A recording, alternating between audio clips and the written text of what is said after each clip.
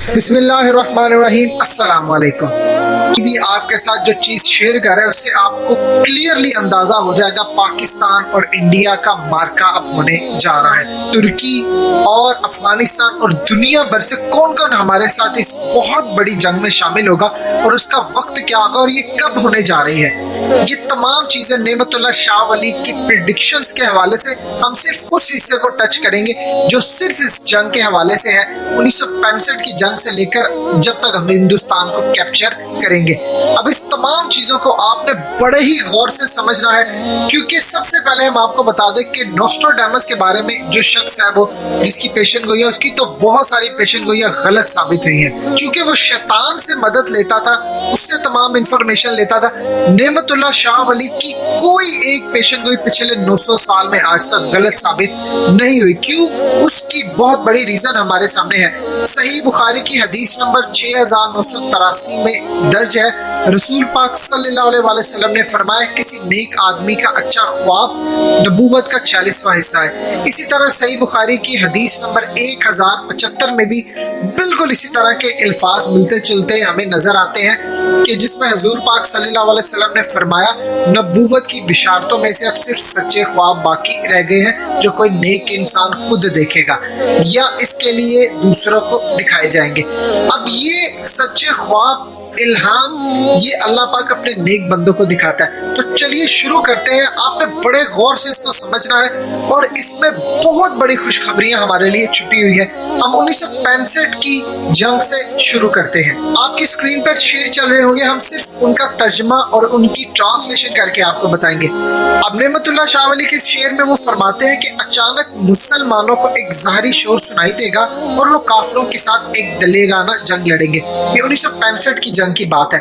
उसके बाद अगले शेर में फरमाते, इस बेकरारी और इस तराब के वक्त ज़ाते बारी ताला मुसलमानों के हाल पर रहम फरमाएंगे। 17 दिन की जंग के बाद काफी जानों का नजराना देकर मुसलमान अल्लाह के फजल से सुरखरू होंगे। अब 17 दिन की जंग जानते हैं कौन सी जंग है? 1965 की। कोई इमेजिन कर सकता है कि 900 साल पहले एक बुजुर्ग अल्लाह उनको दिखाता है और वो बताते हैं कि 17 दिन की जंग होगी।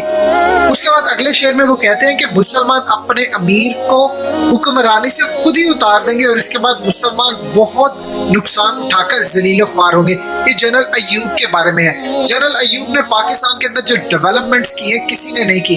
उनकी क़यादत में पाकिस्तान ने 1965 की जंग भी जीती, लेकिन उसके बाद भुट्टो के कहने पर लोगों के बहकावे में आकर जो एक तहरीक लोगों ने चलाई उनको उतारा। अय्यूब कुत्ता के नाम से भी एक तहरीक थी, उन्होंने एक ही दफा सुनते हुए अपने आप को साइडलाइन कर लिया। अब उसके बाद देखिए कमाल किस्म की पेशन गोई और बड़ी अहम, यानी लिखा है जमाने के 23 साल गुजर जाएंगे जिसमें इस्लाम का नारा बुलंद रहेगा, बादशाह एक कहर नाजिल होगा। 1947 से 1970 तक, यानी ये 23 साल। उसके बाद 1971 में अल्लाह का अजाब जो पाकिस्तान के ऊपर आया, जो 2 टुकड़े हो गए। आगे वो फरमाते हैं अगले इशार में, अल्लाह की तरफ से एक बहुत बड़ा कहर सजा के तौर पर आएगा। अल्लाह ताला एक कातिलाना हुक्म जारी फरमाएंगे।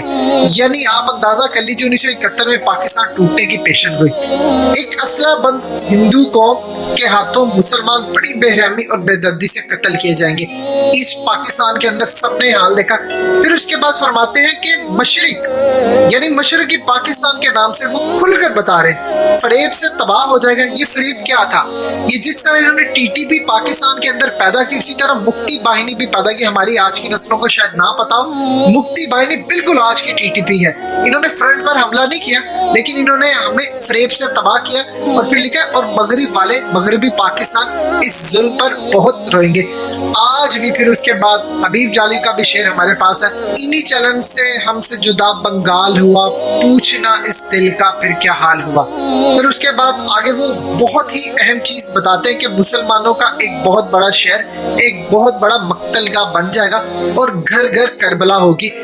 ये ईस्ट पाकिस्तान के अंदर ढाका की सूरत हाल का नक्शा वो खींच रहे हैं। अब जो अहम तरीन चीजें शुरू हो रही हैं वो आप गौर कीजिए कि 900 साल पहले कैसे कहेगी। फरमाते हैं हजूर पाक सल्लल्लाहु अलैहि वसल्लम की उम्मत से बेहद मुजरिमाना फेल और गुनाह सरजद होंगे। अगले शेर में कहते हैं हुकाम रिश्वत लेंगे, اپنے فرائض سے سستی اور غفلت برتیں گے اور تعویلات کے ذریعے سرکاری احکامات کو تبدیل کریں گے۔ علماء کو علم سے کوئی دلچسپی نہیں ہوگی اور جو سمجھدار ہوگا وہ ان حالات کو دیکھ کر رہے گا، اور عوام الناس کا یہ حال ہوگا کہ وہ بے حیائی اور بے شرمی سے ناچ گانے کی محفلوں میں مست ہوں گے۔ آج علماء کا آپ نے حال دیکھ لیا اور ہر گھر میں جو ہو رہا ہے وہ آپ دیکھ سکتے ہیں۔ پھر آگے فرماتے ہیں کہ معاشرے کے مفتی اور علماء خود گمراہ ہوں گے اور بلا وجہ فتوے دیں گے اور حق کو چھپانے کے لیے شرعی ہیلے گھڑیں گے۔ اب آپ دیکھ سکتے ہیں آج کل کے علماء کا کیا حال ہو چکا ہے۔ علماء حق تو تقریباً ناپید ہو چکے ہیں اور جو نام نہاد علماء ہے وہ ہمارے سروں پر چڑھے ہوئے ہیں۔ اس کے بعد فرمایا جاتا ہے کہ دین اسلام کے احکامات یوں مٹ جائیں گے جیسے شمع بجھ جاتی ہے، عالم جاہل بن جائیں گے اور جاہل عالم بن بیٹھیں گے۔ تم یہ دیکھو گے کہ قاضی کی مسنن پر جاہل ترین لوگ برجمان ہوں گے جو عوام سے ہر بہانے سے رشوت طلب کر کے فیصلے کریں گے۔ اگر قاضی کو چند سکے رشوت کے طور پر دو گے تو وہ شکاری کتے کی طرح بہانہ سازی کر کے تمہارا معاملہ طے کر دیں گے۔ ججوں کی رشوت کی بات کی جا رہی ہے۔ اب یہاں سے شروع ہو رہی ہے وہ پریڈکشن جو کہ اصل لڑائی ہونے جا رہی ہے۔ افغان قوم پر اللہ کا فضل ظاہر ہوگا اور وہ ہتھیار لے کر مقابلے کے لیے کھڑے ہو جائیں گے۔ یہ سوویت یونین اور اس کے بعد امریکہ کے ساتھ جو کچھ ہوا ہے، چترال، ناگا پربت، گلگت اور چین سے ملکہ علاقہ جات اور تبت میں ایک جنگ لڑی جائے گی۔ اب آپ غور کیجیے، تمام علاقوں میں انڈیا کی سازشیں چل رہی ہیں اور وہ اس کو پاکستان کا نقشہ بھی نہیں کہتے۔ اب یہاں پر ہے اصل کہانی۔ اس کے بعد جب ملک ہند میں ایک فتنہ ہوگا تو غازیان اسلام اعلان جہاد کر کر اٹھ کھڑے ہوں گے۔ اب ہندوستان کے اندر کیا ہوگا؟ بغاوت ہوگی، خالستان ہوگا، کیا ہوگا؟ یعنی ایک بہت بڑی تحریک اٹھ جائے گی۔ کہا جا رہا منگول فوجیں شمال سے آئیں گی مدد کے لیے، ایران اور ترکی بھی مددگار ہو جائیں گے۔ اس وقت تو ایران انڈیا کے ساتھ ہے، لیکن انشاءاللہ ایران ترکی تو ساتھ شامل ہوں گے جس طرح پاکستان ترکی اس ٹائم ابھر رہے ہیں۔ اس کے علاوہ منگول سے فوجیں شمال سے آئیں گی، یعنی منگول سے بھی ہمارے لیے بہت بڑی پیشن گوئی ہے۔ یہ غزوہ 6 سال تک ایک شدید جنگ کی صورت میں جاری رہے گا جس میں ہر جگہ اس جنگ کی وجہ سے لوگوں کا قتل عام ہوگا۔ یہ پاکستان اور انڈیا کی لڑائی 6 سال جاری رہے گی۔ اہل کابل بھی کافروں کے قتل کے لیے نکل آئیں گے اور کافر پوری کوشش کریں گے کسی بہانے سے جہاد کو روکیں۔ اہل کابل یہ افغان طالبان کی بات کر رہے ہیں جنہوں نے امریکہ اور سوویت یونین کو ہرایا، ٹی ٹی پی والوں کے نہیں جن کو پاکستان کی فوج نے جہنم حاصل کیا۔ سرحد کے غازیوں کے قدموں تلے زمین اس طرح لرزے گی جیسے قیامت برپا ہو رہی ہے اور ہر جانب سے جہاد کے مقصد کے لیے والہانہ نکل آئیں گے۔ یعنی پوری دنیا جب پاکستان انڈیا کی جنگ ہوگی تو مسلمان یہاں پر آ جائیں گے لڑنے کے لیے انشاءاللہ۔ یہ جنگ اب یہاں پر بتایا جا رہا ہے کہ وہ ٹائمنگ کیا ہوگی، بڑی عید اور چھوٹی عید کے درمیان ہوگی۔ یعنی اب آپ ایزیلی اندازہ کر سکتے ہیں کہ روزوں کے بعد جو ٹائم آتا ہے اس میں یہ جنگ ہوگی۔ جب بھی کبھی ہو آپ اس کو اندازہ کر سکتے ہیں۔ اس جنگ کے نتیجے میں مسلمان ان تمام علاقوں کو حاصل کر لیں گے جو ان کے ہاتھ سے نکل چکے ہوں گے۔ ایک بار خون بہنا شروع ہو گیا تو دریائے اٹک کا پانی 3 بار کافروں کے خون سے سرخ ہوگا۔ یعنی ہم اتنی ان کی لاشیں بچھا دیں گے کہ ہم سے لڑنے کے لیے اندر آئیں گے لیکن ان کو کاٹ کاٹ کے ہم لوگ اندر پھینکیں گے۔ اس کے بعد مسلمان لاہور پر قبضہ کر لیں گے، کشمیر فتح کر لیں گے اور گنگا اور جمنا کے درمیان کے علاقے اور شہر پر مسلمانوں کا قبضہ ہو جائے گا۔ ترک، عرب، ایرانی اور وسط ایشیا والے مدد کے جذبے سے والہانہ انداز میں آگے بڑھیں گے۔ عثمانی یعنی ترک، چینی اور ایرانی ایک ہو جائیں گے اور پاک فوج کے ساتھ مل کر ہندوستان کو غازیانہ فتح کر لیں گے۔ دین اور ایمان کے تمام بدخواہ دشمن مارے جائیں گے اور تمام ہندوستان ہندو حکومت اور شرک سے پاک ہو جائے گا۔